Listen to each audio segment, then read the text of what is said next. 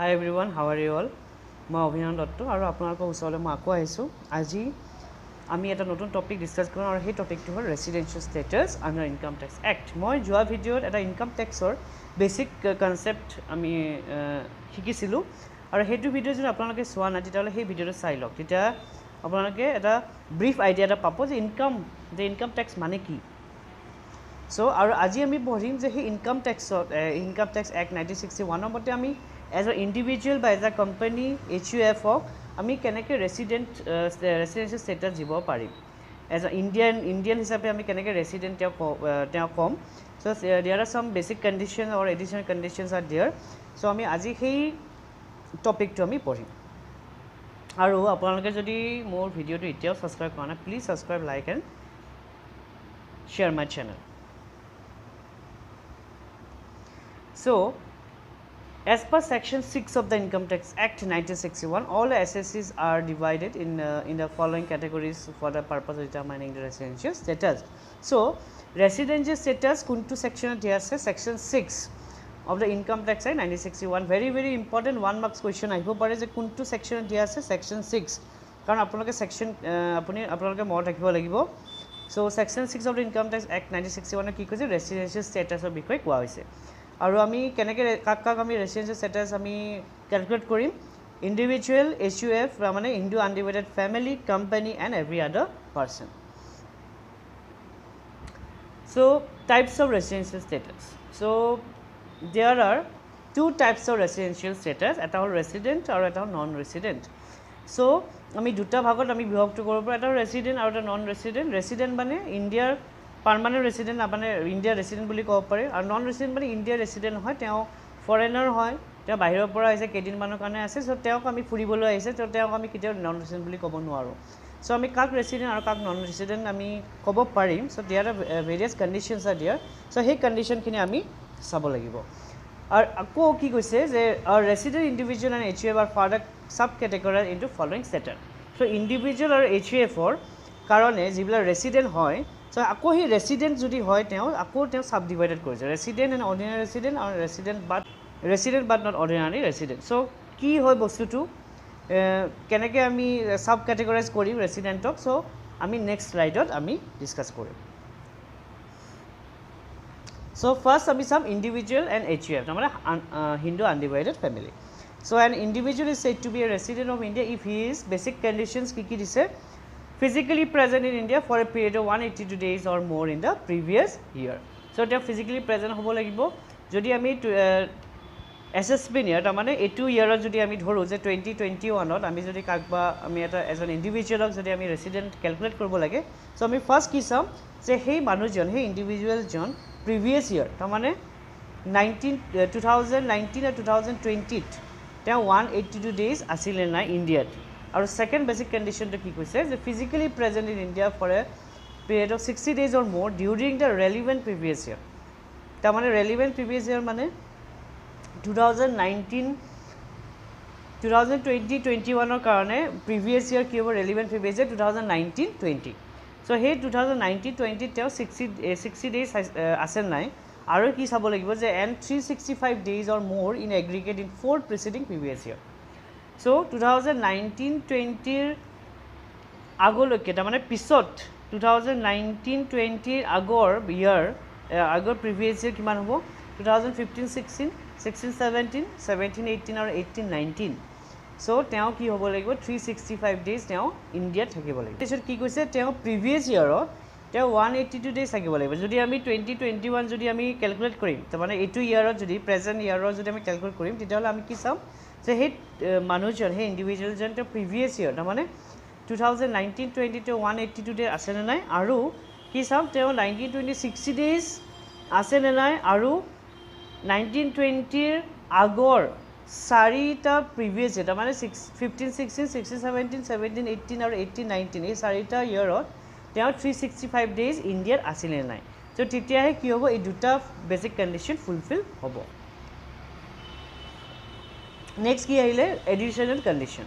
চ' additional condition কি কৈছে, যদি বেচিক কণ্ডিশ্যন তেতিয়া যদি ফুলফিল হয় তেতিয়াহ'লে আমি এডিশ্যনেল কণ্ডিশ্যনটো চাব লাগিব। চ' এডিশ্যনেল কণ্ডিশ্যন কি দিয়া আছে, পইণ্ট নম্বৰ 1 হেজ বিন আ resident of India in at least 2 out of 10 years immediately preceding years. তাৰমানে যদি 2021 যদি আমি ক্যালকুলেট কৰিম সো তাৰে প্ৰিভিয়াস ইয়াৰ কি হ'ব 2019-20 সো হে 2019-20 পৰা তাৰমানে 10 years 10 বছৰ আমি তাৰমানে 2021 আগৰ 10 বছৰৰ ভিতৰত তেও কি হ'ব লাগিব দুটা বছৰ কি হ'ব লাগিব তেও ইন্ডিয়াত থাকিব লাগিব ৰেসিডেন্ট তেও থাকিব লাগিব 2 বছৰ আউট অফ 10 ইয়াৰ্স প্ৰিভিয়াস 10 বছৰৰ তেও কি কৈছে যে 10 বছৰ থাকিব নালাগে কিন্তু 10 বছৰ থাকিব নালাগে কিন্তু তেও প্ৰিভিয়াস ইয়াৰত এট লিষ্ট 2 ইয়াৰ্স কিন্তু ইন্ডিয়া থাকিব লাগিব আৰু সেকেন্ড এডিশনাল কন্ডিশন কি কৈছে has stayed in India for at least 730 days in 7 immediately preceding years তাৰমানে যদি আমি 2021 ধৰো তেতিয়া হলে 7টা প্ৰিভিয়াস ইয়াৰ 7 previous immediately previous year tita ki koise he within 7 agor previous during previous 7 years ot teo 730 days India thakibo lagibo titia he teo additional condition fulfill koribo condition etia ami sam je resident and ordinary resident ami kakko if a person meet any of the basic conditions and both the additional conditions then SSC is said to be a resident and ordinary resident in India for the purpose of tax. কি কৈছে যে এজন individually যদি basic কন্ডিশনৰ তাৰমানে এই basic কন্ডিশনৰ যদি এটাও যদি ফুলফিল হয় যিকোনো এটা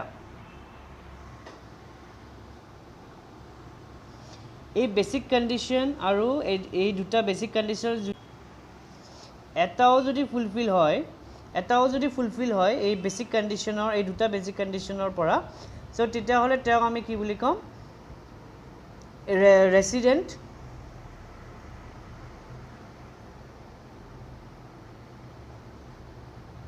আৰু কি কৈছে আৰু এই দুটা তাৰমানে এই দুটা এডিশনাল কন্ডিশন কি হ'ব লাগিব ফুলফিল হ'ব লাগিব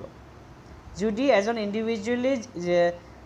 বেসিক কন্ডিশনৰ যিকোনো এটা আৰু এডিশনাল কন্ডিশনৰ দুটাই যদি ফুলফিল হয় তেতিয়া হলে আমি তাক তেও কি বুলি কম ৰেসিডেন্ট এন্ড অৰ্ডিনাৰি ৰেসিডেন্ট ইন ইন্ডিয়া আৰু যদি বেসিক কন্ডিশনৰ এটা ফুলফিল হয় আৰু এডিশনাল কন্ডিশনৰ যদি অনলি এটা হে ফুলফিল কৰে তেতিয়া হলে বা এডিশনাল কন্ডিশন যদি এটাও ফুলফিল নহয়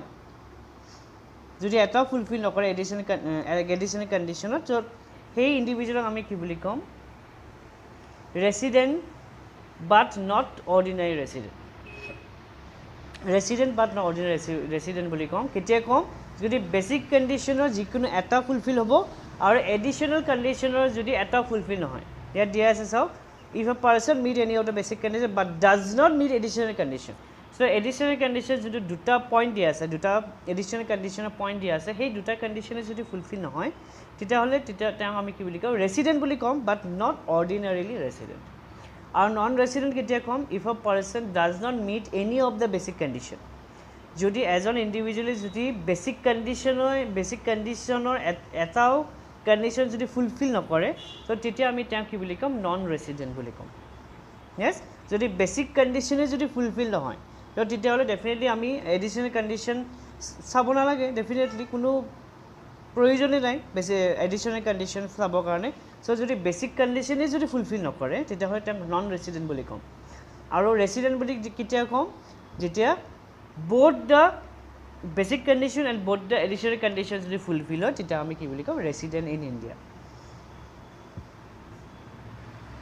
আৰু এই ৰেসিডেন্ট যেতিয়া আমি ৰেসিডেন্ট ইন ইন্ডিয়া বুলি কম তেতিয়া আকৌ আমি ক্লাসিফাইড কৰিম কি ৰেসিডেন্ট এন্ড অৰ্ডিনাৰি ৰেসিডেন্ট এন্ড ৰেসিডেন্ট বাট নট অৰ্ডিনাৰিলি ৰেসিডেন্ট আৰু ৰেসিডেন্ট অৰ্ডিনাৰি ৰেসিডেন্ট কেতিয়া কম যেতিয়া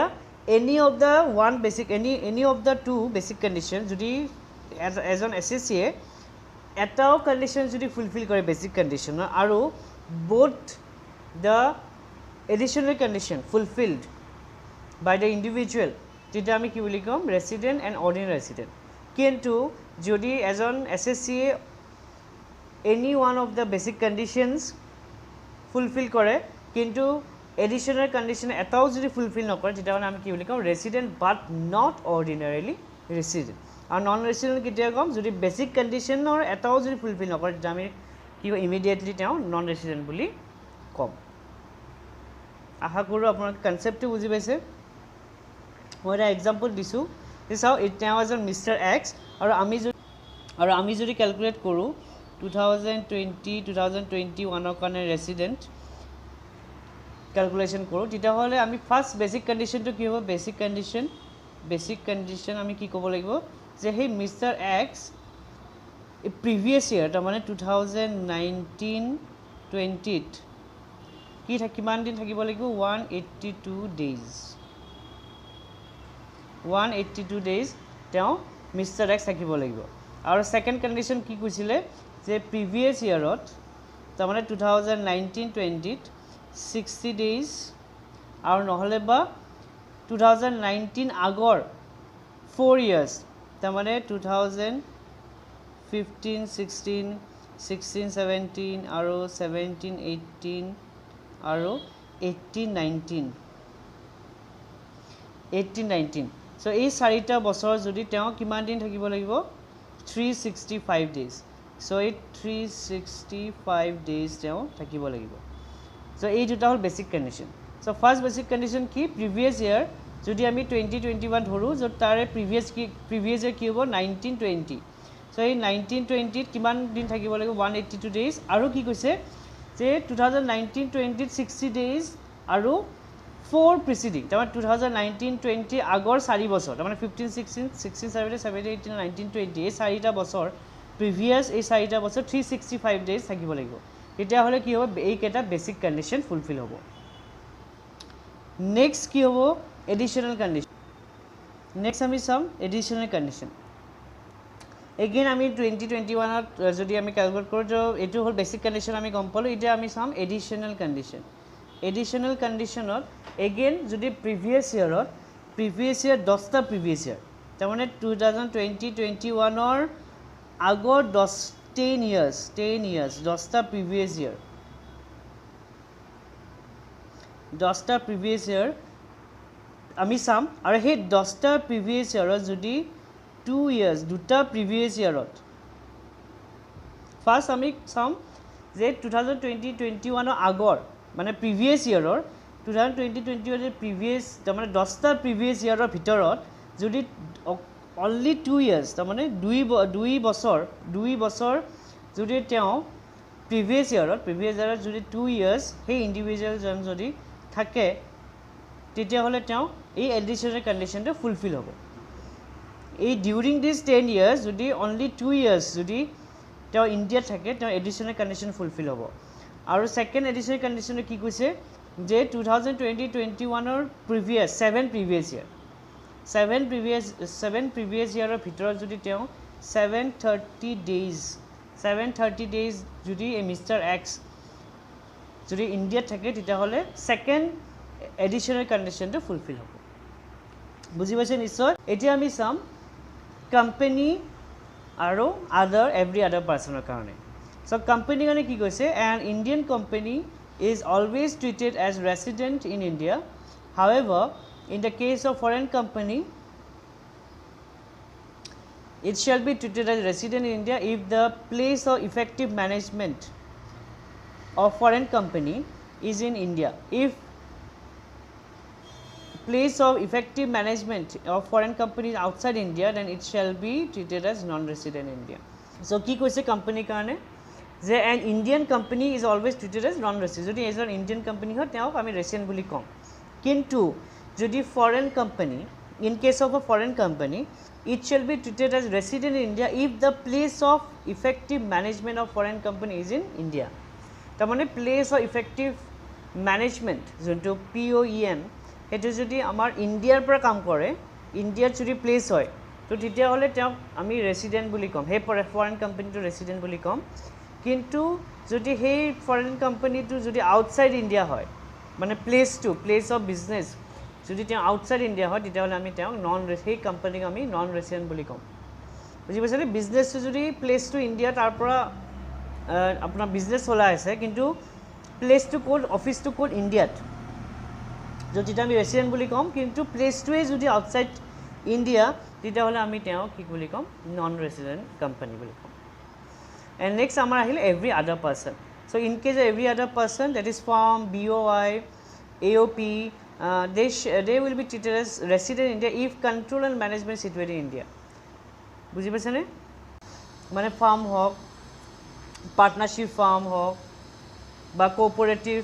ছ'চাইটি হওক চ' এইবোৰৰ কাৰণে কি কৈছে